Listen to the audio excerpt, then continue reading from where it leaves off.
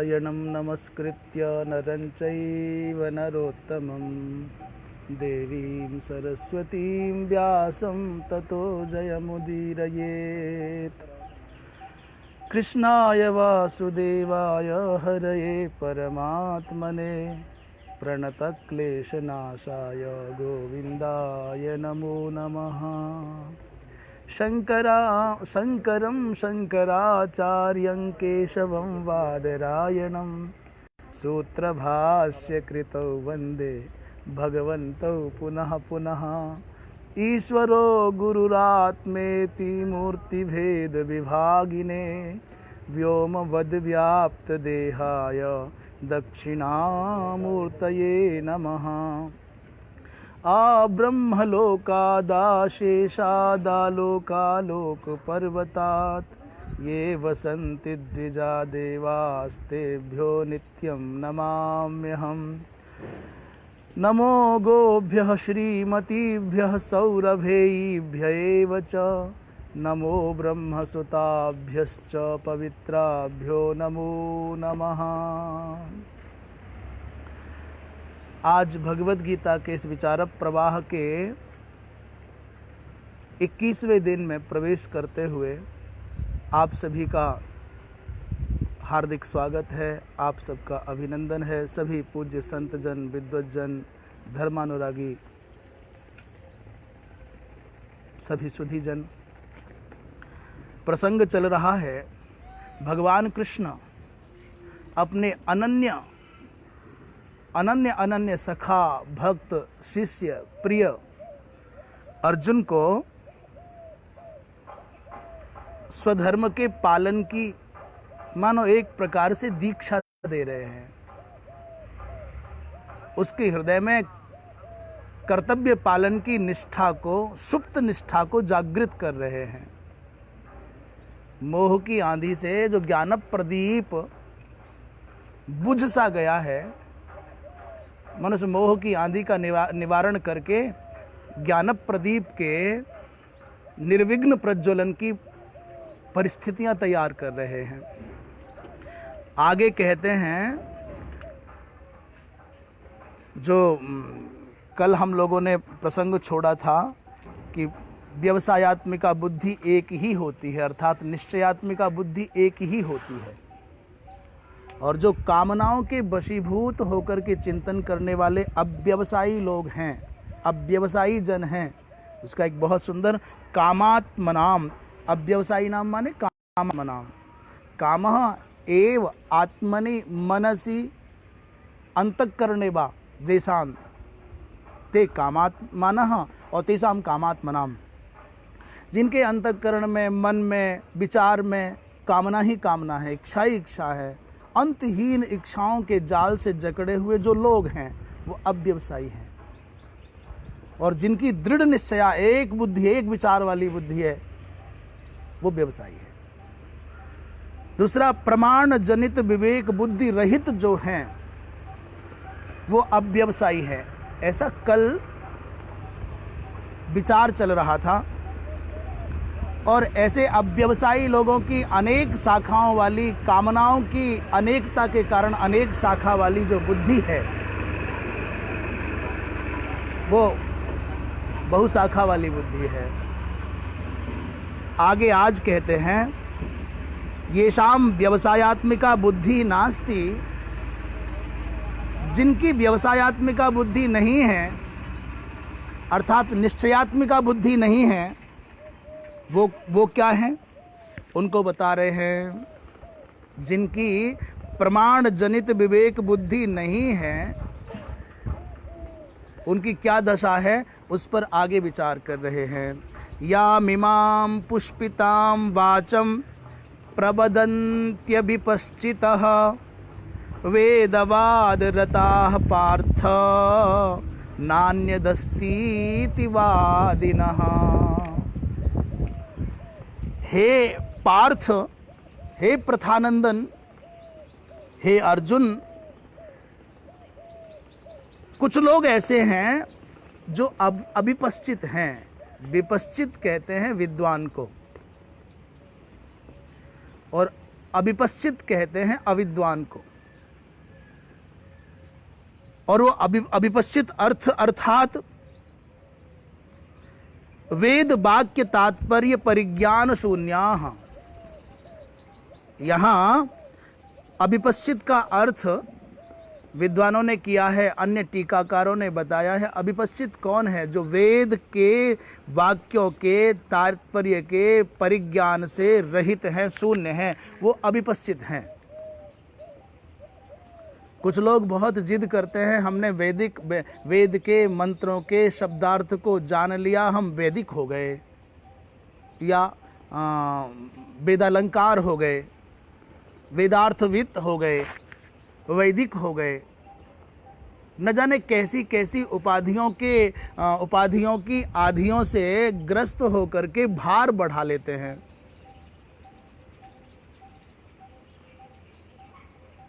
विपश्चित माने अर्थात वेद वाक्य के तात्पर्य के परिज्ञान से जो युक्त है वो विपश्चित है। तत्वतः वेद के मर्म को जो जानते हैं, और जो वेद के वाक्यों के तात्पर्य के परिज्ञान से शून्य है, वो कौन है?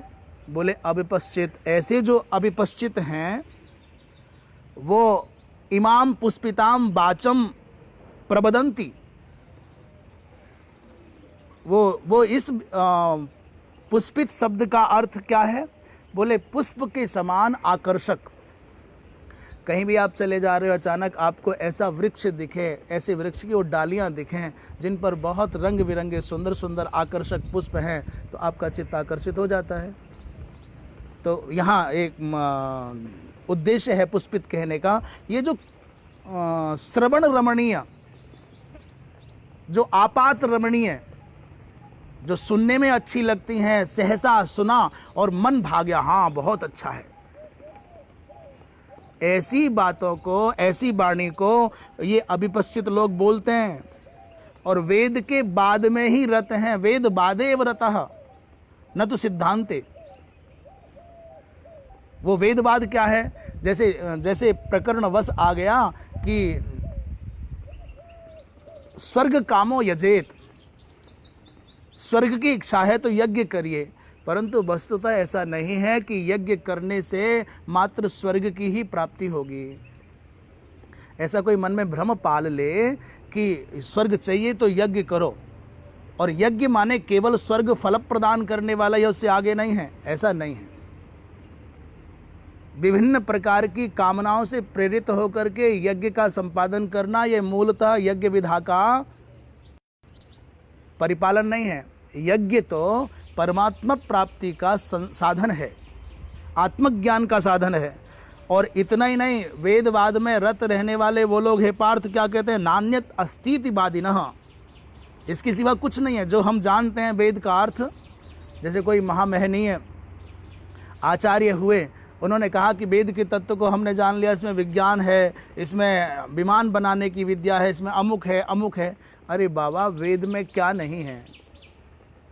केवल अविधार्थ को, शब्दार्थ को जान लेने से वेद नहीं जाना जाता। वेद का जैसे शब्दार्थ है, अविधार्थ है, वैसे ही वेद के आध्यात्मिक, आधिभौतिक और आधिदैविक त्रिविध वेद के भाव है। वेद के मंत्रों के जो अर्थ हैं वो केवल आधिभौतिक अर्थ नहीं, शब्दार्थ मात्र नहीं है। अभी तो प्रत्येक मंत्र का आधिभौतिक अर्थ के साथ में आधिदैविक भी अर्थ है, और उसी एक ही मंत्र का आध्यात्मिक अर्थ भी है। भाष्यकारों को पढ़ने पर यह ज्ञात होता है। केवल एकमात्र शब्दों के मौलिक रूपों को देख करके, लौकिक व्याकरण के आधार पर आपने प्रकृति प्रत्यय का विभाजन करके अपनी जो आपकी समझ है उसका प्रवेश करा दिया और कह दिया हमने शब्दार्थ के साथ वेद का अर्थ जान लिया, तो ये नहीं होगा। बहुत सारे प्रकरण ऐसे हैं जो बड़े उपहासास्पद हैं, और तथा कथित वेदालंकारों ने, वैदिकों ने, वैदिक पथ के अवलंबियों ने, और जो पुराणों को, मूर्ति को, तीर्थों को, श्राद्ध को, तर्पण को काल्पनिक बताते हैं, उन लोगों ने सामान्य सामान्य शब्दार्थ करके वेद के अर्थ को जानने वाले होने का दावा किया है। ऐसा नहीं है। परम श्रद्धेय परम पूज्य धर्म सम्राट स्वामी श्री कृपात्री जी महाराज ने वेदार्थ पारिजात में मंत्रों के आध्यात्मिक, आधिदैविक और आधिभौतिक अर्थों पर प्रकाश डाला है। तो वेद मंत्र का अर्थ ऐसे नहीं लगता। तो वेद बाद में रत रहने वाले लोग कहते हैं जो हम कह रहे हैं इसके अलावा कुछ नहीं है, यही स्वर्गाधिक प्राप्ति ही है, यही है। तो बड़े दावे के साथ करते हैं। ये पुष्पित वाणी क्या है? कह रहे किंसुको पुष्पशाली शोभमानो निर्गंधा इव किंसुकाः। शास्त्रों में बहुधा आता है कि जैसे किंसुक का पुष्प होता है उसमें सुगंध नहीं होती पर सुंदरता बहुत होती है। सुगंध से रहित सुंदर पुष्प किस काम का है? वो तो प्लास्टिक का या कागज के पुष्प के जैसा चमकता हो तो क्या फर्क उससे।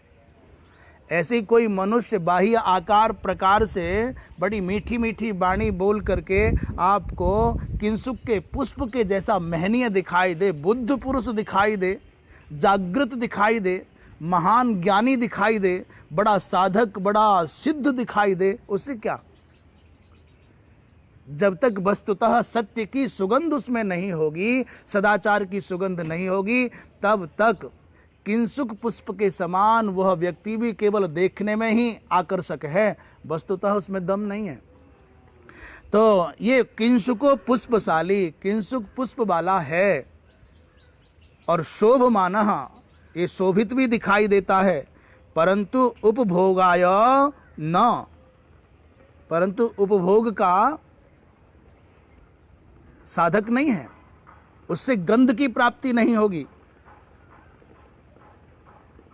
तथैव कर्मकांडोक्त स्वर्गादि प्राप्तिरपि, कर्मकांड के द्वारा जो स्वर्गादिक की प्राप्ति की कल्पनाएं हैं वो भी किंसुक पुष्प के समान ही है। इस प्रकार की वाणी को जो बोलते हैं वो लोग ऐसा कहते हैं भाई इसके सिवा कुछ नहीं है, स्वर्ग से बढ़ करके क्या है। और हमारी भारतीय संस्कृति में तो स्वर्ग माने सब कुछ हो गया। अच्छा मरे या बुरा, धार्मिक मरे या अधार्मिक, सदाचारी मरे या कदाचारी, पर मरने के बाद में उसके पीछे परंपरा को चलाने वाले जब कार्ड आदि लिखते हैं तो उसमें स्वर्गवासी लिखते हैं, नरकवासी कोई नहीं लिखता। और अब कुछ सत्संग आदि के प्रभाव से कुछ अधिक ज्ञानी हो गए हैं तो डायरेक्ट वैकुंठवासी लिखते हैं, जैसे कि जाके देख आए हैं कि हमारे अमुक श्री जी वैकुंठ में बैठे हुए हैं। अदृष्ट में ऐसी अभूतपूर्व संभावनाओं की कल्पना करना कितना अच्छा लगता है। दुष्कर्म करते करते मरा, जीवन भर अनर्थ किया, मरते ही तुरंत स्वर्गवासी हो जाता है।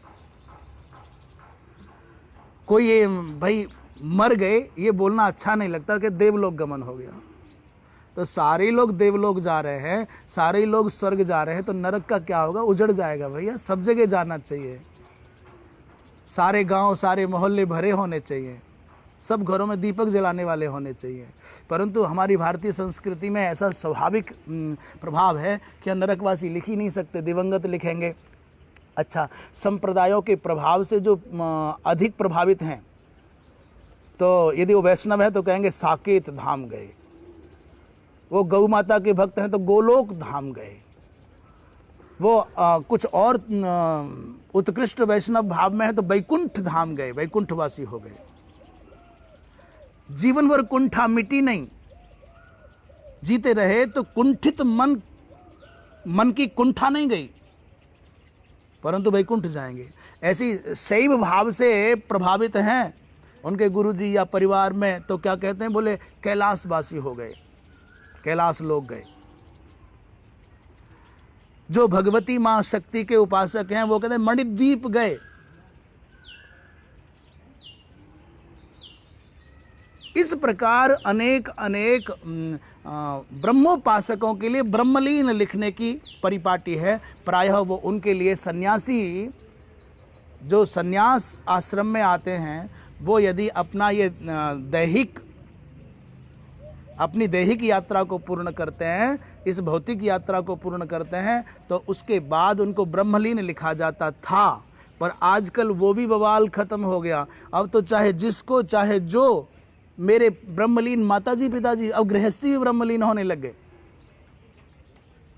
तो ये शब्दों के प्रति लोगों के अज्ञान के कारण या उदारता के कारण या अर्थों के न समझने के कारण या एक दूसरे का अनुकरण करने के कारण, गए हुए व्यक्ति को महान सिद्ध करने के कारण, या हम ऐसे महान लोगों से जुड़े हुए लोग हैं, अपने आप में खुश होने के कारण लोग ऐसा कर रहे हैं, एक प्रकार से शब्दों का दुरुपयोग करते हैं। तो ऐसा नान्यदस्तीति वादिनः माने ईश्वरः मोक्षः इत्यादयो, न ईश्वर है न मोक्ष है, कुछ नहीं है, ऐसा कहने वाले लोग भगवान भाष्यकार कह रहे हैं याम इमाम बक्ष्यमाणाम, ये जो बक्ष्यमाण कही जाने वाली, पुष्पिताम माने पुष्पित वृक्ष इव शोभमानाम, फूलों से सजे हुए वृक्ष के समान शोभित होने वाली, जो श्रूयमाण रमणीयाम, सुनने में ही जो रमणीय लगती है, सुंदर लगती है, ऐसी वाचम वाक्य लक्षणाम प्रबदंती, ऐसी ही बातों को करते हैं जो सुनने वाले गदगद हो जाएं। बहुत सारे उदाहरण देंगे, शास्त्रों से भिन्न जाएंगे और ऐसा बोलते हैं कि साहब जो ग्रंथों में लिखा है वो छोड़ो, अपना निजी अनुभव बताओ। ये ऐसा बोलने वाले जो लोग हैं ना, मेरा विचार, मेरी मति, मेरा अनुभव, और जो पूछते हैं साहब ये ग्रंथों की लिखी छोड़ो, अपने अनुभव की बात बताओ। साहब वो अनुभव, यदि आपका अनुभव यदि शास्त्र के सिद्धांतों के अनुरूप नहीं है तो आपका जो व्यक्तिगत अनुभव है वो 2 कौड़ी का भी नहीं है। ऐसा संसार में क्या नया बोल जाओगे जो पहले नहीं बोला गया है? ऐसा संसार में आप नया क्या कर जाओगे जो पहले किसी ने किया नहीं है? ऐसे तुम कौन से नए हो जो पहले तुम जैसे नहीं हुए? अरे आज भी तुमसे श्रेष्ठ हैं और पहले भी तुमसे श्रेष्ठ थे, और जब तक धरती रहेगी तब तक तुमसे श्रेष्ठ होते आएंगे, तो किस बात का गुमान है? इसलिए मेरा अनुभव ये कोई मूल्य नहीं रखता है कि ये कौन ऐसा करते हैं। ऐसी वाणी को, श्रवण रमणीय वाणी को कौन लोग बोलते हैं? बोले अभिपश्चितः। भगवान भाष्यकार अपनी मंगलमयी लेखनी से लिख रहे हैं अल्पमेधसः, अल्पमेधा वाले। दूसरा अर्थ कर रहे हैं अविवेकिनः, विवेक रहित इत्यर्थः। अभिपश्चित शब्द का जो पीछे अर्थ किया, यहाँ भाष्यकार भगवान कहते हैं अल्पमेधा और अविवेकी, और अब पीछे जो अर्थ करके आए वेद वाक्य तात्पर्य परिज्ञान शून्य। हमारे यहाँ अविवेकी का अर्थ या अल्पमेधा का अर्थ यही है, जो वैदिक तत्व को, वैदिक वाक्यों के तात्पर्य को नहीं जानता है, वही अविवेकी है, वही अविवेकी है। तो वेदवाद रताः, वेदवाद रथ का अर्थ कर रहे हैं भगवान भाष्यकार बहुअर्थवाद फल साधन प्रकाशकेषु वेद वाक्येषु रताः। विभिन्न प्रकार के अर्थवाद में लगे रहेंगे। वैदिक मंत्रों का जो स्वरूप है उसमें विधि है, उसमें अर्थवाद भी है, उसमें एक भाव अर्थवाद भी है। तो अर्थवाद और उसके फल साधनों के प्रकाश करने में ही वेद वाक्यों का विनियोग मानते हैं, उसी में डूबे रहते हैं ऐसे लोग। वही स्वर्गादि की प्राप्ति, समग्र इस लोक और उस लोक के सुखों की प्राप्ति का अर्थ बताते हैं। हे पार्थ न अन्यत, वो कहते हैं इसके अलावा स्वर्ग प्राप्त्यादि फल साधनेभ्यः कर्मभ्यः अन्यत किमपि नास्ति। वो इसके अलावा कुछ मानते ही नहीं है। ऐसा बोलने वाले लोग फिर आगे कह रहे हैं ते च, तथा वे, आगे कहते हैं कामात्मानः स्वर्गपरा, कामात्मानः स्वर्गपरा जन्म कर्म फलप्रदां क्रिया विशेष बहुलां भोगैश्वर्य गतिं प्रति। कामात्मानः स्वर्गपरा जन्म कर्म फलप्रदां क्रिया विशेष बहुलां भोगैश्वर्य गतिं प्रति। वो कामात्मानः, एक टीकाकार कह रहे हैं कामात्माने माने अभिलाषा कुल चित्ताः। कामात्माने माने कामः एव आत्मनि मनसि जैसान्ते कामात्मानः। जिनके चित्त को कामनाओं ने तदाकारित कर लिया है। कामाकारा कारित चेताः कामात्मानः। काम के आकार से आकारित हो गया है चित्त, जिनका वो कामात्मा है। और उसका सरल अर्थ कर रहे हैं अभिलाषा कुल चित्ताः। अभिलाषया इच्छया कामनया आकुलाः व्याकुलीकृताः चित्ताः जैसान्ते अभिलाषा कुल चित्ताः। अभिलाषाओं से, कामनाओं से, इच्छाओं से, चाहतों से जो भरे हुए हैं, जरा सा हल्की सी मुस्कुराहट की परत हटाओ तो अंदर से कामना एक के बाद ऐसी आग जल रही है इच्छाओं की, कामनाओं की। एक पूरी नहीं होती, दूसरी नहीं, 10 तैयार है। माने एक दूसरा अर्थ कर रहे हैं कर्म संन्यास पूर्वकात ज्ञानात बहिर्मुखाः कामात्मानः। बहुत प्यारा अर्थ है। कर्म संन्यास पूर्वक ज्ञान से जो बहिर्मुख हैं ऐसे कामात्मानः। और बोले स्वर्ग परा, ऐसे कामनाओं से भरे हुए लोग स्वर्ग को ही परम श्रेष्ठ पारायण मानते हैं, स्वर्ग को ही सबसे उत्कृष्ट मानते हैं। जन्म कर्म फल प्रदाम और क्रिया विशेष बहुलाम भोगेश्वर्य गतिम प्रति, बस उसी में लगे रहते हैं। विभिन्न प्रकार की क्रियाओं से संयुक्त याग दान अनुष्ठान आदि क्रियाओं से संयुक्त भोग और ऐश्वर्य को देने वाली गति के प्रति ही जिनका चित्त लगा हुआ है कामात्मान है। और जो जन्म कर्म का फल देने वाली वृत्तियां हैं उन्हीं में लगे रहते हैं। कह रहे कामात्मान का माने अभिलाषा कुल चित्ता, और स्वर्ग परा माने स्वर्ग एव परमम उत्कृष्टम ये शांते, जिनके लिए स्वर्ग ही सर्वोत्तम है, सर्वश्रेष्ठ प्राप्तव्य है। तद भिन्न कुछ भी नहीं है। स्वर्गे एव आसक्ततया, स्वर्ग में ही जो आसक्त होने के कारण तदतिरिक्त पुरुषार्थ राहित्य निश्चयवन्तः, स्वर्ग को जिन्होंने प्राप्तव्य मान लिया उस स्वर्ग प्राप्ति में ही जो आसक्त हो गए। नारायण नारायण नारायण नारायण नारायण नारायण नारायण नारायण। तो नारायण ये इसलिए किया कि वो ध्वनि आ रही थी ना, जो कथ्य है वो आप तक सहजतया पहुंच जाए। तो स्वर्ग परा माने स्वर्ग में ही वो आसक्त होने के कारण स्वर्गातिरिक्त पुरुषार्थ से रहित निश्चय वाले लोग हैं। ऐसे लोग स्वर्ग परा। महाराज क्रिया विशेष बहुला अर्थात यज्ञ याग अनुष्ठान दान आदि से भरी हुई जिनकी वृत्तियां हैं, ऐसे ही कर्मों में इस कर्म को कर लोगे, दान करोगे ये फल मिलेगा, ऐसा करोगे वैसा मिलेगा। और भोगेश्वर्य गतिम प्रति माने भोग का अर्थ है उर्वशी रंभादि का भोग प्राप्त होगा। यहाँ इस संसार में रहेंगे तब तक क्या बताया, बोले इहा मुस्मिक इहा मूत्र फल भोग विराग। इहा मूत्र फल भोग विराग माने यह स्रग चंदन वनितादि विषय भोग। और आमुस्मिक अमूत्र और आमुस्मिक एक ही बात है। अमूत्र कहो आमुस्मिक कहो।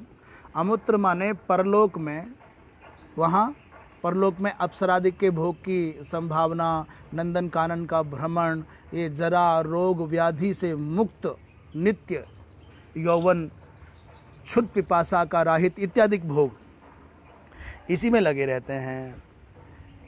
ऐसा ही स्वभाव बना लिया है। भगवान भाष्यकार कहते हैं कामात्मानः माने कामस्वभावाः, और इसका सीधा अर्थ करें कामपराः, इच्छाओं में डूबे हुए लोग। स्वर्ग परा का अर्थ है स्वर्गः एव परः पुरुषार्थो येषान्ते स्वर्ग पराः, जिनकी दृष्टि में स्वर्ग ही परम प्राप्तव्य पुरुषार्थ है, अर्थात स्वर्ग प्रधानाः। जन्म कर्म फल प्रदाम का अर्थ कर रहे हैं भगवान भाष्यकार, कर्मणः फलम कर्म फलम, कर्म का फल है जो उसे कहते हैं कर्म फल, समास विधि से अर्थ कर रहे हैं कर्मणः फलम कर्म फलम। और जन्म एव कर्म फलम इति जन्म कर्म फलम, जन्म कर्म फल, इन तीनों शब्दों का समास कैसे कर रहे हैं? बोले कर्मणः फलम कर्म फलम, पहले कर्म का फल के साथ कर लिया, कर्मणः फलम कर्म का फल कर्म फल है, और कर्म फलम जन्म एव इति कर्म फलम जन्म एव, जन्म एव कर्म फलम इति जन्म कर्म फलम, जन्म ही है कर्म का फल, उसको कहते हैं जन्म कर्म फल। तत्प्रददाति इति जन्म कर्म फल प्रदा, इन सभी कर्मों के फल के रूप में जन्म आदि को जो देवे, तत्प्रददाति इति, उसे कहते हैं जन्म कर्म फल प्रदा। और अब आगे इस विग्रह को बढ़ा रहे हैं, जन्म कर्म फल प्रदा हो गया, तो ताम जन्म कर्म फल प्रदाम वाचम प्रबदंती माने अनुसज्यते। एक बार और थोड़ा सावधानी से देख लो, जन्म कर्म फल प्रदाम, इस समस्त पद का विभाजन कर रहे हैं, विग्रह कर रहे हैं, फिर उस विग्रह की योजना करके दिखा रहे हैं। पदच्छेदः पदार्थोक्ति ही, पदच्छेद करना, फिर पदार्थ की उक्ति करना, पद के अर्थ को बताना, ऐसा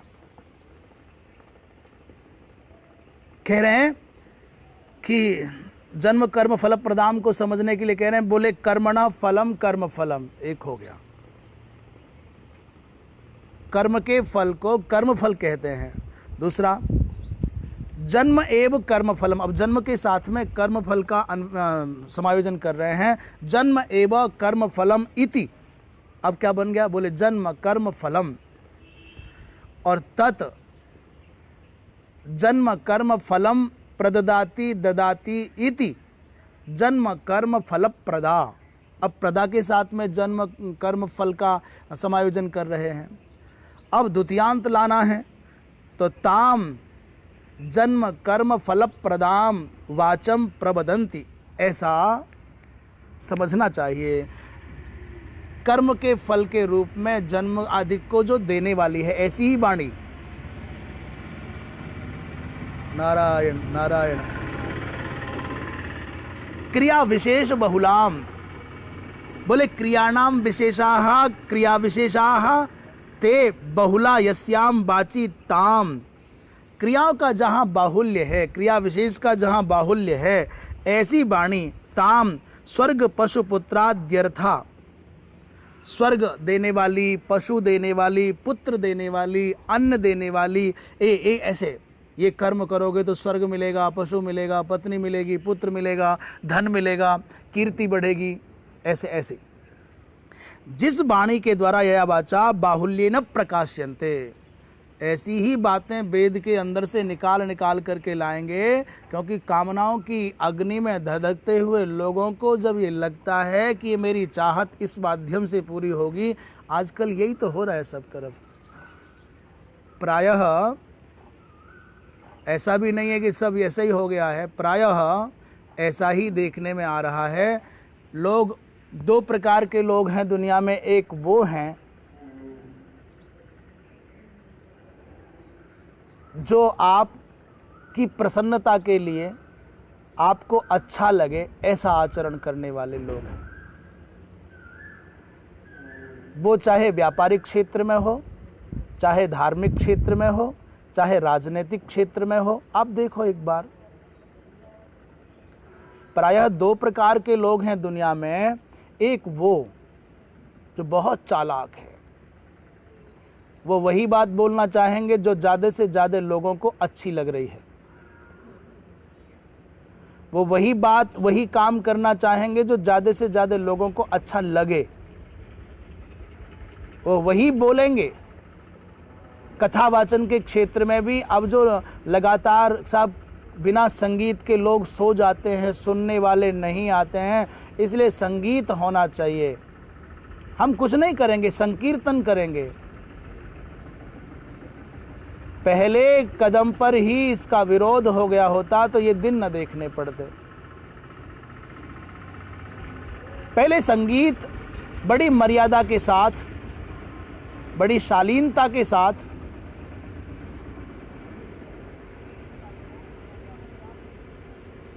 ऋषि जैसा आचरण करने वाले महापुरुषों के पदों के गायन के साथ शुरू हुआ। फिर धीरे से बिंदु जी के भजन आदि आ गए। मीरा के, सूर के, तुलसी के पदों की जगह पर, मीरा जी के भजन की जगह पर मीरा जी के पद की जगह पर क्या आ गया? बोले बिंदु जी के भजन आ गए, कबीर जी की साखी आ गई। उससे और आगे बढ़े, फिर लौकिक भाषा में लिखे गए भजन आने लग गए। फिर धीरे धीरे वो फिल्मी तर्जों पर गीत आने लग गए। फिर संगीतकारों की संख्या बढ़ने लग गई, और जैसे जैसे संगीतकारों की संख्या मंच पर बढ़ी तो देव पूजा घट गई, आरती घट गई। फिर वो विधियां जो कर्मकांड की हैं वो भार लगने लगी। राम कथा के, भागवत कथा के मंच पर 20-20 संगीतकार, जिनका आचरण कोई गे कोटि में नहीं है, जिनके कुल और सील का ज्ञान नहीं है, ऐसे लोग मंच की शोभा बढ़ाने लगे। पर वहां से मूल पाठ गायब हो गया, वहां से वेद पाठ गायब हो गया, वहां से देव पूजा गायब हो गई। कर तो आप भी रहे हो, ऐसा नहीं कर नहीं रहे हो, पर आपने क्या किया? वेद को हटा करके गीत ले आए। आप विधि को हटा करके व्याधा ले आए। आपको कर्मकांड की विधियों का पालन करना बवाल लगने लगा, ये भार लगने लगा। बड़े बड़े दुर्भाग्य की बात है कि ऐसी सोच तुम्हारे मन में आने लगी। इसका मतलब यह हुआ कि 20 साल पहले जब आप कथा करते थे तब ऐसा आचरण नहीं करते थे, तो इसका मतलब या तो तब गलत थे, या फिर आज के अंदर, आज के समय में आपके अंदर से जो निकल करके आ रहा है कि साहब मैं करता नहीं, होता है, मैं बोलता नहीं, बुलता है, मैं निकालता नहीं, निकलता है, तो या तो तुम तब ठीक थे या अब ठीक हो, या तब गलत थे या आज गलत हो। कुछ ना कुछ तो गड़बड़ है, कुछ ना कुछ तो गड़बड़ हुई है। तो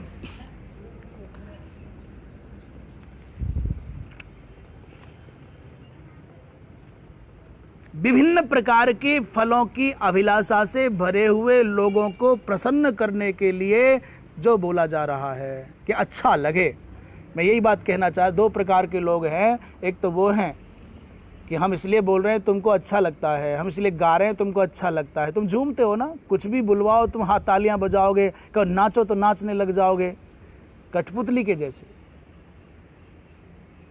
पर मैं ये बात भी कहूं कि ऊंचे आसनों पर बैठ कर के अपने आप को खुदा भगवान मानने का भ्रम तोड़ लो। हम नीचे बैठे हुए जो श्रोता हैं आपके इशारों पर नाच रहे हैं, आपके संकेत पर ताली बजा रहे हैं, आप जो बुलवाते हो बुलवाते हैं। अपने आप को खुदा मत मान लेना, भगवान मत मान लेना। हमारी आस्था उस ऊंचे स्थान पर बैठे व्यक्ति में नहीं है, उस गद्दी में है, जिसको व्यास गद्दी कहते हैं। इस व्यास गद्दी के सम्मान को तुम अपना सम्मान मान बैठे हो। एक बात और निवेदन करूं, बुद्ध बुद्ध बहुत चिल्लाया जाता है। भैया, यहां आकर के बुद्ध ने वेदों के विरुद्ध आचरण किया। असंख्य असंख्य जन उनके अनुवर्ती हो गए, अनुसरण करने वाले हो गए, परंतु सनातन धर्म की वो धारा है। महाराज, एक महापुरुष आद्य जगत गुरु भगवान शंकराचार्य ने, आप जानते हैं क्या हुआ? अरे बाबा, जब बुद्ध की खुद की नहीं चली तो बुद्ध के जैसे बनने का नाटक करने वालों की चलेगी? कब तक चलेगी? इसलिए विचार पूर्वक, विवेक पूर्वक 2 प्रकार के लोग दुनिया में है, समझना है। एक वो हैं जो तुमको अच्छा लगे वो बोलते हैं, वही करते हैं, और दूसरे वो हैं जो तुम्हारे लिए अच्छा होगा वही बोलते हैं, वही करते हैं। जैसे डॉक्टर रोगी को अच्छा लगे इसलिए दवा नहीं देगा, रोगी का अच्छा हो इसलिए दवा देगा। डॉक्टर को दवा इसलिए देनी चाहिए कि तुम्हारा अच्छा होवे, तुम्हारा भला होवे, तुम्हारी प्रसन्नता स्थायी हो जाए, इसलिए दवा नहीं देना है कि रोगी प्रसन्न हो जाए, फीस दे जाए। रोगी को खुश करना, रोगी को अच्छा लगना उद्देश्य डॉक्टर का नहीं होगा। डॉक्टर का उद्देश्य होगा कि सर्वदा के लिए इसकी खुशियां स्थायी हो जाएं, इसका अच्छा हो, अच्छा लगे या ना लगे। और जो लोग ये प्रयत्न कर रहे हैं तुमको अच्छा लगे मैं वो बोलूं, जो तुमको अच्छा लगता है मैं वो करूं, ये बहुत धोखा है। शराबी को शराब पीना अच्छा लगता है तो क्या शराब पिला करके क्षणिक सुख देने के लिए तुम आगे बढ़ोगे? विषयी जीव का स्वभाव है, उसको नाचना गाना अच्छा लगता है, पर उस चंचल मन को, विषयी मन को, वासना में डूबे मन को उपासना की ओर खींचना है, पानी को ऊपर ले जाना होगा तो कुछ अनुशासन की आवश्यकता है, अतिरिक्त प्रयत्न की आवश्यकता है। पर पानी नीचे गिराना है, उसे मेहनत नहीं करनी पड़ेगी। विषय की ओर प्रवाहमान जो मन रूपी धारा है, इसको उपासना की ओर लाना है, भगवान की ओर लाना है, तो अनुशासन की, संयम की और कुछ विशेष प्रयत्न की आवश्यकता है। पर इस मन को विषयी बनाना है तो कौन मेहनत करनी है? गाओ, नाचो। और दुर्दशा यहाँ तक पहुँच गई, कुछ बड़े लोगों ने शिथिलता बरती, ढील बरती, तो कुछ ऐसे मक्कार लोग आ गए जो मंच पर ही खड़े खड़े नाचने लग गए, घूंघट डाल करके मैदान में नाचने लग गए। पर इन छोटे लोगों के बारे में क्या कहोगे? इनकी क्या हिम्मत थी? कोई बड़ा ही बुद्ध पुरुष बनने का अभिनय करने वाला ही जब बुद्धू हो गया तो इन विचारों का क्या कौन गिनती में है ये? इसलिए भाई वो मत बोलो जो इस भीड़ को अच्छा लग रहा है। तुम कोई राजनेता नहीं हो, तुम्हें कोई वोट नहीं चाहिए, पर मैं तो कहता हूं राजनेता को भी भले ही सत्ता रहे ना रहे, पर वो काम नहीं करना चाहिए जो भीड़ को अच्छा लगता है। वो काम होना चाहिए जिससे भीड़ का अच्छा हो, समाज का हित हो। व्यक्ति को खुश करने वाला व्यक्ति कभी ना अपना हित कर सकता है ना दूसरों का हित कर सकता है।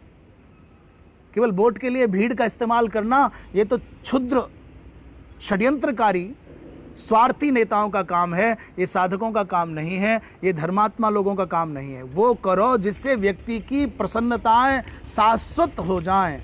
वो करो जो व्यक्ति का अच्छा हो, अच्छा लगे ना लगे, परिणाम अच्छा आना चाहिए।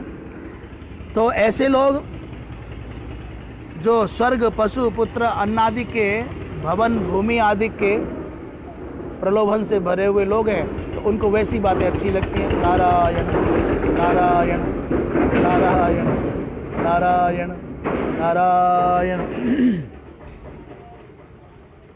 भोगेश्वर्य गतिम प्रति का अर्थ कर रहे हैं भगवान भाष्यकार। भोगा च ऐश्वर्यं च भोगेश्वर्ये, भोग और ऐश्वर्य।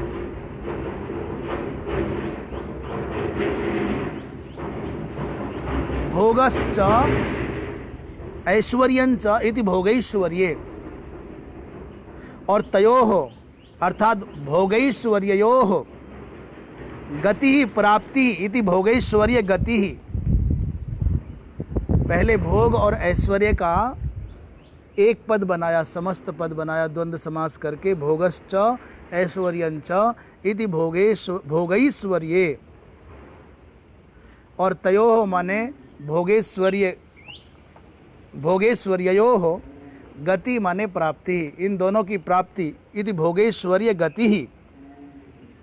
और ताम अब द्वितीयांत बनाना है, तो ताम अर्थात भोगेश्वर्य गतिम प्रति साधन भूता ये क्रिया विशेषा। भोग और ऐश्वर्य की प्राप्ति के जो साधन भूत क्रिया विशेष हैं, तद बहुल, वैसा ही विचार और भाव बाहुल्य वाणी में आवे, ऐसी ही भोग और ऐश्वर्य को देने वाली वाणी को प्रायः प्रवदन्तः बोलते हैं। कौन बोले? मूढ़ा, कुत्र बोले? संसारे। ये अभिप्राय है, मन में भराई वो सब है, तो वक्ता हो और चाहे श्रोता हो, उसी तरह की बातें करेंगे। आपके पात्र के अंदर यदि कर्पूर रखा होगा तो कर्पूर के निकल जाने के बाद भी गंध कर्पूर की आएगी। आपके किसी पात्र के अंदर केरोसिन भरा होगा तो खाली हो जाने पर भी पात्र से उसी की गंध आएगी। ये जो अंदर भरा है ना, उसी की गंध बाहर आती है। हमारे शब्द, हमारी वाणी, हमारी दृष्टि, हमारे अंतःकरण का, हमारे आंतरिक जीवन का, आंतरिक चिंतन का प्रतिबिंब है। इसलिए हम अपने बारे में बात करें, स्वयं के बारे में बात करें। दूसरों में कमियां दिख रही हैं हमको, ये हमारे रुग्ण होने का संकेत है। अभी हम जो दुनिया भर के कथावाचकों के दोष देख रहे हैं, अमुक बुरा अमुक बुरा, ये किसी और की कमी नहीं, हमारी अपनी कमी है। अपने दोष नज़र आवें और अपने दोषों के नज़र आने पर उनके निवारण के लिए, उनके निराकरण के लिए प्रयत्न करने लग जावें तो बताना कहाँ अवकाश है कि दूसरे में कमी देख लें। अपना घर का आंगन हम बुहारते नहीं और दूसरे के घर की गंदगी दिखती है तो चिल्लाते हैं। भैया, हम आपको नहीं कह रहे, स्वयं को कह रहे हैं। अपने घर के आंगन की गंदगी को हम दूर कर लें, ये बड़ी उपलब्धि हो जाएगी। क्षमा करना, मेरा उद्देश्य किसी से कुछ कहना नहीं है, मैं तो मेरे मन की बात मेरे मन को ही बता रहा हूँ। परदोष दर्शन की जो प्रवृत्ति है वो संकेत करती है कि तुम अंतर्मुखी वृत्तियों से बहिर्मुखी हो गए हो। आपको अपने दोष देखने की फुर्सत नहीं है, और जब फुर्सत ही नहीं है, आपको अवकाश ही नहीं है, तो फिर तुम करोगे क्या। इसलिए आगे चलते हैं। भोगैश्वर्य प्रसक्तानां तयापहृत चेतसां व्यवसायात्मिका बुद्धि समाधौ न विधीयते। कह रहे भाई, इसका परिणाम क्या होगा जो अब तक बात चलती आई है कि यामिमां पुष्पितां वाचम प्रबदन्ति विपश्चितः अविपश्चितः, फिर कामात्माना वो स्वर्ग परायण हैं, ऐसी ही तरह की बातों को वो कहते हैं जिससे भोग और ऐश्वर्य की वृद्धि हो। तो वृद्धि क्या, भोग और ऐश्वर्य को देने वाली बातें भरी है, ऐसी ही बातें कह करके मगन रहते हैं। आगे उसी परंपरा को आगे बढ़ा रहे हैं। भोगैश्वर्य प्रसक्ता नाम, भोग और ऐश्वर्य में जो प्रसक्त हैं, आसक्त हैं, यही चाहिए। और तया अपहृत चेतसाम, उस वृत्ति के द्वारा, उस बुद्धि के द्वारा, उस विचार के द्वारा, यहाँ विचार तो नहीं, बुद्धि के द्वारा अपहृत चित्त वाले हैं। तो तया का अर्थ यहाँ क्या लेंगे? बोले पुष्पित वेद बाण्या अपहृत चेतो येषाम। वो जो श्रुत रमणीय, सुनने में अच्छी लगने वाली वाणी है, ऐसे ऐसे ही अर्थों को व्यक्त करने वाले जो भाव हैं, उनसे जिनका चित्त अपहृत हो गया है, ऐसी जो व्यवसायात्मिका बुद्धि है वो समाधि में स्थिर नहीं होती है। समाधौ न विधीयते। अब इसका भगवान भाष्यकार क्या अर्थ कर रहे हैं देखते हैं। समाधि शब्द का अर्थ कुछ आचार्यों ने, जैसे श्री रामानुजाचार्य जी महाराज, यहाँ समाधि शब्द का अर्थ करते हैं समाधि माने मनसी,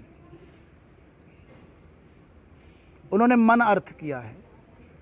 और भगवान भाष्यकार समाधि का अर्थ यहाँ कर रहे हैं कि समाधि यते अस्मिन् पुरुषोपभोगाय सर्वम इति समाधि। पुरुष के उपभोग के निमित्त सब कुछ जहाँ सुलभ है उसका नाम है समाधि। माने अर्थात भगवान भाष्यकार आद्य जगतगुरु शंकराचार्य जी कहते हैं अंतःकरणम, समाधि का अर्थ उन्होंने अंतःकरण किया है। यहाँ समाधि शब्द का अर्थ वो योग वाली संप्रज्ञात, असंप्रज्ञात, निर्विकल्पक, सविकल्पक समाधि रूप नहीं है। यहाँ समाधि का अर्थ समाधीयते अस्मिन् पुरुषोपभोगाय सर्वम इति समाधि माने अंतःकरणम, और तस्मिन् एषा बुद्धिर न तिष्ठति, समाधौ माने अंतःकरणे। परंतु आचार्य रामानुज जी कहते हैं, श्रद्धास्पदी भूत आचार्य रामानुज कहते हैं समाधि शब्द का अर्थ मनसी, व्याख्या व्युत्पत्ति वो भी ऐसे ही कर रहे हैं। समाधीयते अस्मिन, अस्मिन का अर्थ उन्होंने मनसी कर दिया। ऐसे मन में वो जो बुद्धि है पुष्पित विचारों से परिपूर्ण, वो बुद्धि स्थिर नहीं होती, नहीं टिकती है। अच्छा, एक आचार्य और हुए, उन्होंने कहा कि समाधि शब्द का भिन्न अर्थ है परमेश्वराराधनैकाग्र्ये, परमेश्वर की आराधना रूपात्मक वृत्ति में वो बुद्धि नहीं टिकती। समाधि शब्द का अर्थ उन्होंने ऐसा किया।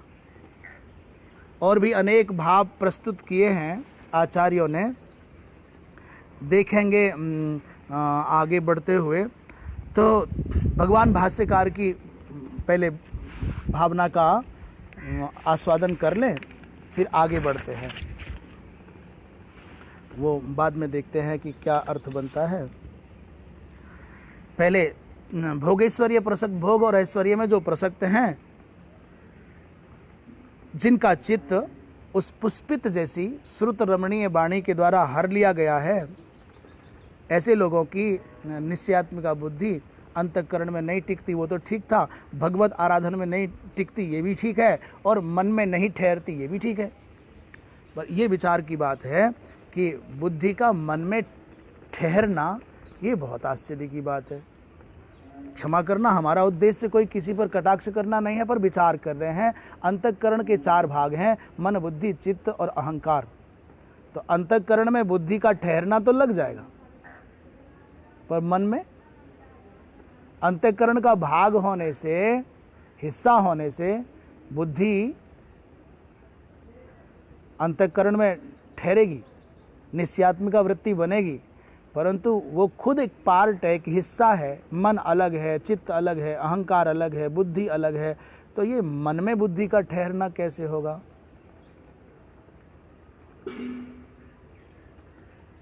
फिर भी जो भी है, समझने की बात है।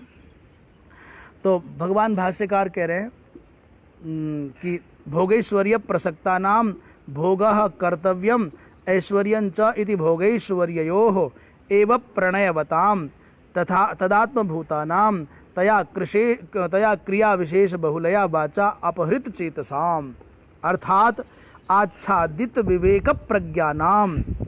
यहीं तक अर्थ कर लेते हैं एक बार। नारायण। भोगैश्वर्य प्रसक्ता नाम, भोग और ऐश्वर्य में आसक्त रहने वाले लोग, उसी से प्रेम करने वाले लोग, एवं प्रणय बताम तदात्म भूता नाम, उसी में अपने आप को पूरी तरह से समर्पित कर दिया है, और परिणामतः क्रिया विशेष बहुलया वाचा, क्रिया विशेष के बाहुल्य से सजी हुई जो वाणी है, उसके द्वारा जिनका चित्त अपहृत कर लिया गया है।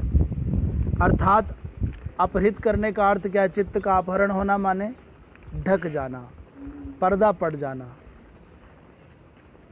अंधकार हो जाता है तो वस्तु की उपलब्धि, वस्तु का दर्शन बाधित हो जाता है। वस्तु कक्ष में है, पर अंधकार के कारण वो दृष्टि को उपलब्ध नहीं है, हमको प्राप्त नहीं है। और जैसे प्रकाश हो जाता है तो प्रकाश वस्तु का उत्पादक नहीं, प्रकाशक है। ऐसा नहीं है कि वहाँ थी नहीं तो ला करके प्रकाश ने रख दिए, ऐसा नहीं है। ऐसे ही तयापहृत चेतसाम का अर्थ चित्त कोई वस्तु नहीं है कि उठा करके कोई चुरा के भाग गया। उसे कह रहे हैं आच्छादित विवेक प्रज्ञानाम। आच्छादित हो गया है मोह के कारण, भोगाकांक्षा के कारण, ऐश्वर्याकांक्षा के कारण, कामना के कारण, वो विवेक जिनका आच्छादित हो गया है, ऐसे लोग। व्यवसायत्मिका अर्थात सांख्य योगे बा बुद्धि, सांख्य विषयक बुद्धि, योग विषयक बुद्धि वो समाधि में माने अंतःकरण में स्थित नहीं होती। ये भाव भगवान भाष्यकार का है। अब एक कह रहे हैं सोहम चिन्मात्र मेवेति, कि सोहम चिन्मात्र मेवेति चिंतनम ध्यान मुच्यते। और ध्यानस्या विस्मृति सम्यक समाधि रविधीयते। समाधि शब्द के विषय में किन्हीं आचार्य का यह मत है। चिन्मात्र क्या है? बोले अहम पदवाच्य चिन्मात्र है। फिर चिंतन क्या है? बोले ध्यान को ही चिंतन कहते हैं। ध्यान को चिंतन कहते हैं, अहम को चिन्मात्र कहते हैं, और ध्यानस्य अविस्मृति, उस चिन्मय के चिंतन की अविस्मृति ही समाधि है। ध्यानस्य अविस्मृति सम्यक समाधि रविधीयते। समाधि की नई परिभाषा हो गई। समाधि किसे कहते हैं? बोले अहम पदवाच्य है चिन्मय, और उसका ध्यान करना, चिन्मय का ध्यान करना क्या है? बोले चिंतन। ये जो सुरत, अखंड सुरत, अखंड स्मृति, सोहमस्मि इति वृत्ति अखंडा, वो समाधि है।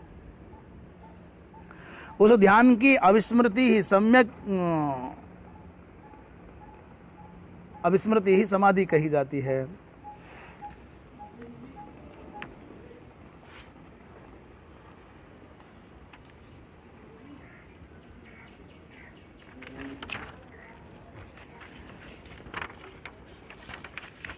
इसके आगे का श्लोक बहुत विचारणीय है, सबके लिए विचारणीय है।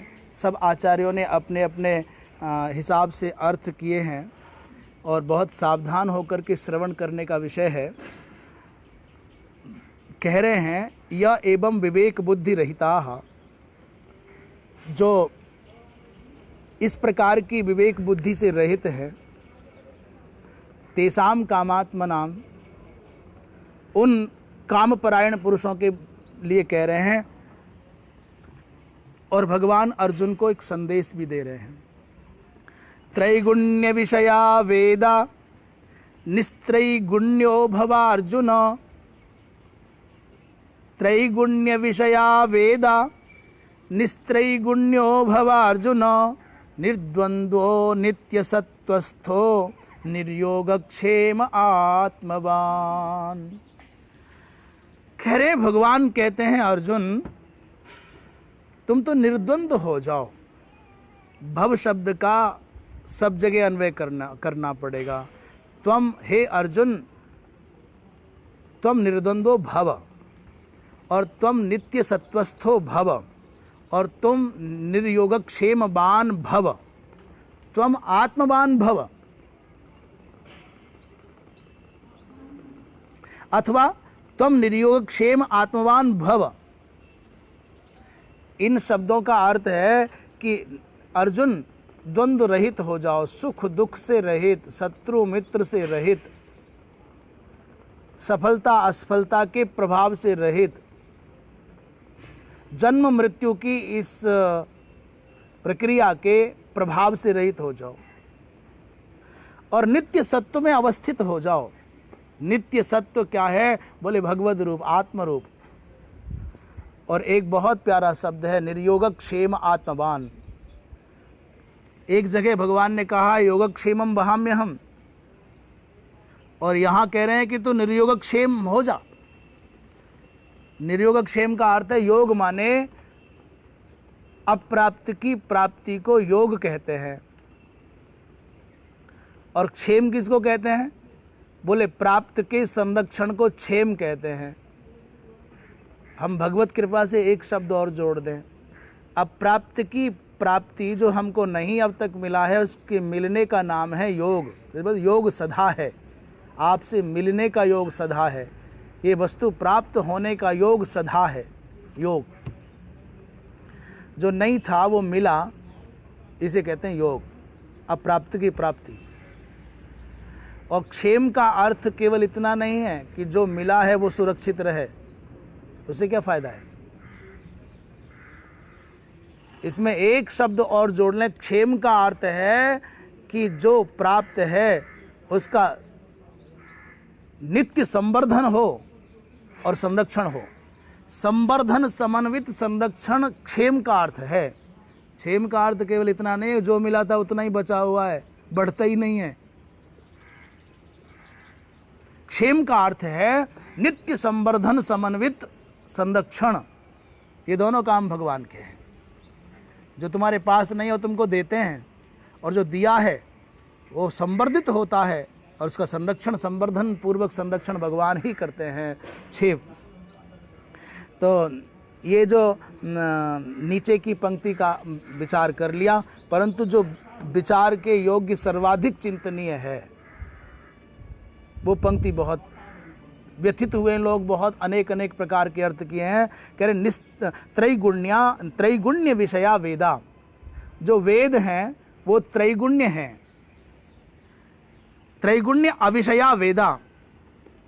ऐसा भी अर्थ कोई कोई महापुरुष करते हैं, यद्यपि पहले सामान्य अर्थ कर लें। त्रैगुण्य विषया वेदा, ये जो वेद हैं ये तीनों गुणों से संबद्ध हैं, सत रज तम के पोषक हैं, और सत रज तम के द्वारा सृजित सृष्टि के संकेतक हैं, प्रकाशक हैं, पोषक हैं। और इतना कह करके भगवान ने अर्जुन से कहा कि तुम निस्त्रैगुण्य हो जाओ, त्रिगुण रहित हो जाओ। हे अर्जुन, तुम निस्त्रैगुण्यो भव। अब गजब की बात ये होगी तो क्या अवैदिक हो जाए? वेद तो तीनों गुणों की सीमा में बात करते हैं, तुम वेदातीत हो जाओ, त्रिगुणातीत हो जाओ। इसका मतलब सामान्य रूप में लग रहा है कि वेद तो सतरज तम से समन्वित है, यहीं तक इनकी सीमा है, पर अर्जुन उससे पार जा सकते हैं, वो त्रिगुणातीत हो सकते हैं। ये अर्थ लग रहा है, और ये अर्थ लगता है तो बड़ी चिंता हो जाएगी। वस्तुतः एक बार भगवान भाष्यकार की भावना का परिचय हो जाए, फिर हम आगे और विचार रखेंगे। कह रहे हैं, अच्छा, त्रैगुण्य विषया। भगवान भाष्यकार कह रहे हैं त्रैगुण्य विषया माने त्रैगुण्य का अर्थ है, त्रैगुण्य माने संसार। त्रैगुण्य शब्द का अर्थ यहाँ भगवान भाष्यकार ने संसार किया है। संसारो विषय प्रकाशयितव्यो ये शांते वेदाः। त्रैगुण्य शब्द का अर्थ है संसार, और संसार को प्रकाशित करना ही है विषय, जिनका ऐसे वेद संसार के प्रकाशक हैं, इसलिए त्रैगुण्य विषया कहा जाता है उनको। वेदाः त्रैगुण्य विषया, परंतु त्वम तो निस्त्रैगुण्यो भव। अर्जुन, तुम निस्त्रैगुण्य का अर्थ ये है, भगवान भाष्यकार की वाणी में रस लें तो बोले निस्त्रैगुण्य का अर्थ निष्काम हो जाओ। सतगुण से संप्राप्त होने वाली जो अर्थ परंपरा है, रज गुण से प्राप्त होने वाली जो भोग परंपरा है, और तमोगुण का जो परिणाम है, इन सब से तुम विरत हो जाओ। अर्थात कैसे हो जाओ? निष्काम हो जाओ। तो यहाँ तो बात बन गई। निस्त्रैगुण्य शब्द का अर्थ जब हमने निष्काम कर लिया तो फिर कोई बाधा नहीं है। फिर भी एक बाधा शेष है, क्या वेद वस्तुतः संसार के ही प्रकाशक है क्या? ये विचारणीय है। आगे चलते हैं। निर्द्वंद्वः माने सुख दुख के हेतु जो सप्रतिपक्ष रूप पदार्थ हैं, वो उन सबको द्वंद्व शब्द से कहा जाता है। द्वंद्व शब्द वाच्यो ततो निर्गतो निर्द्वंद्व भव। उससे परे चले जाओ। परस्पर विरोधी भाव वाले सब प्रतिपक्ष का अर्थ पहले भी हम कर चुके हैं, संकेत में ही करें। द्वंद्व का अर्थ है सुख दुख, जन्म मृत्यु, सम्मान अपमान इत्यादि सब अर्थ लगा लीजिए, अंधेरा उजाला। इसलिए इनसे तुम मुक्त हो जाओ। तब क्या करो? बोले नित्य सत्वस्थ हो जाओ, सदा सत्य गुण के आश्रित हो जाओ। सत्य गुण के आश्रित होने का अर्थ कर रहे हैं उपासनायाम यत अवंचकत्वम। उपासना में जो अवंचकता है, अवंचकता माने ठगी न हो, दंभ न हो, प्रदर्शन का भाव न हो, कपट न हो। उपासना में जो वाणी का, शरीर का, चित्त का जो अवंचकत्व भाव है वही सत्य है। बहुत प्यारा अर्थ है, बहुत प्यारा। नित्य सत्वस्थ होने, निस्त्रैगुण्य होने का अर्थ है निष्काम होना,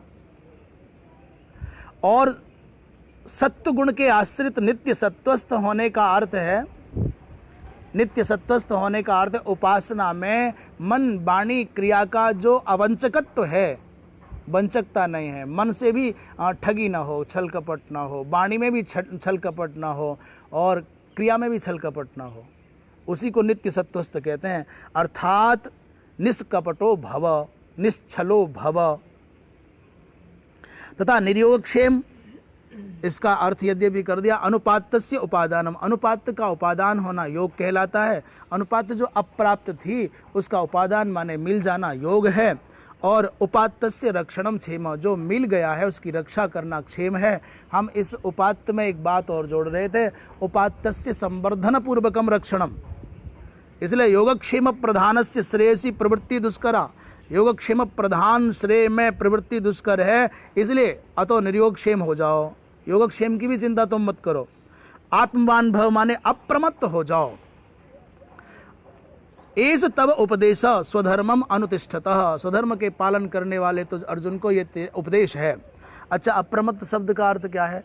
प्रमाद माने आलस्य। आलस्य का मतलब खाने पीने में तो कौन आलस करेगा? आलस्य करता है व्यक्ति शास्त्र विहित कर्मों के करने में, अप्रवृत्ति का नाम ही शास्त्र विहित आज्ञाओं के पालन करने में अरुचि का नाम ही प्रमाद है। जो तुम्हारा वैदिक धर्म है, वर्णाश्रम धर्म है, उसके अनुसार क्रिया करने में तुमको आलस आता है, तुमको कठिनाई आती, ये प्रमाद है, आलस ये है। तो अप्रमत्त का है मनसो विषय पारवस्य शून्यत्व। अप्रमत्त का मतलब मन का विषयों की परवस्ता से रहित होना। जो मन है वो विषयों के वशीभूत हो गया तो वो प्रमादी है। विषयीभूत मन, विषयों का गुलाम मन से दास मन, वो प्रमादी है। और जो विषयों के पारवस्य से शून्य हो गया है वो अप्रमादी है। तो यहाँ पर अब फिर भी विचार शेष रह गया कि त्रैगुण्य विषया वेदा का अर्थ क्या करें। भगवान भाष्यकार की जो भावना है उससे तो हम परिचित हो गए कि त्रैगुण्य का अर्थ है संसार, और ये संसार के प्रकाशक हैं प्रायः। वैसे भी कर्मकांड के बहुत अधिक मंत्र हैं वेद में, उपासना के उससे कुछ कम हैं और ज्ञान कांड के उससे भी कम हैं। तो बाहुल्य अर्थ में यहाँ संसार के प्रकाशक अर्थ कहा है। प्रायः ऐसा होता है, भोजन पका रहे हैं, अभी अग्नि जलाई है चूल्हे में, अभी कुछ भी नहीं पर भोजन पका रहे हैं, और वो जब तक उतर नहीं जाता पक करके तब तक पकता ही रहता है। तो आधिक्य के कारण ऐसा कहा, परंतु बहुत सुंदर अर्थ किया है आनंद गिरि जी ने। वेद शब्देन अत्र कर्मकांडमेव गृह्यते। वेद शब्द के द्वारा त्रैगुण्य विषया वेदा, या वेद शब्द के अर्थ माने वेद का जो कर्मकांड भाग है वही लेना होगा। तत् अभ्यास बताम तत् अर्थानुष्ठान द्वारा संसार द्रव्यात न विवेकावसरो अस्ति, इसलिए ऐसा कहा। वेद शब्द माने वेद का जो कर्मकांड भाग है, अर्थात वेद का जो कर्मकांड भाग है वो संसार का विषय है, और तुम उससे ऊपर उठो, ये अर्थ कर लेंगे तो भी बहुत अच्छा समाधान हो जाएगा। दूसरा एक बड़ा प्रश्न उठाया कि जब आपने त्रैगुण्य विषयक कह दिया वेद को और अर्जुन को निस्त्रैगुण्य होने की बात कर रहे हो, तो शंका ये हो गई कि वेदों के त्रैगुण्य विषय होने से तो भगवान के द्वारा जो उपदिश्यमान निस्त्रैगुण्य होने की बात है उसमें वेद की अमूलकता आ जाएगी, अर्थात वेदातीत हो जाओ, वेद के अनुकूल चलने की आवश्यकता नहीं, ऐसी शंका हो रही है। ऐसा कहोगे तो आप जो तस्मात् शास्त्रम प्रमाणम थे ऐसा जो वचन बोलते हो वो खंडित हो जाएगा। दूसरा, तथा वेदैश्च सर्वैरहमेव वेद्य जो कहते हो ये भी आपकी धारणा खत्म हो जाए, खराब हो जाए, खंडित हो जाएगी। इसका मतलब कुछ ना कुछ और भाव है। क्या भाव है? बोले ये बात अब कल बतावेंगे। नारायण नारायण नारायण। सर्वे भवन्तु सुखिनः, सर्वे सन्तु निरामयाः, सर्वे भद्राणि पश्यन्तु, मा कश्चित् दुःखभाग् भवेत्। नारायण।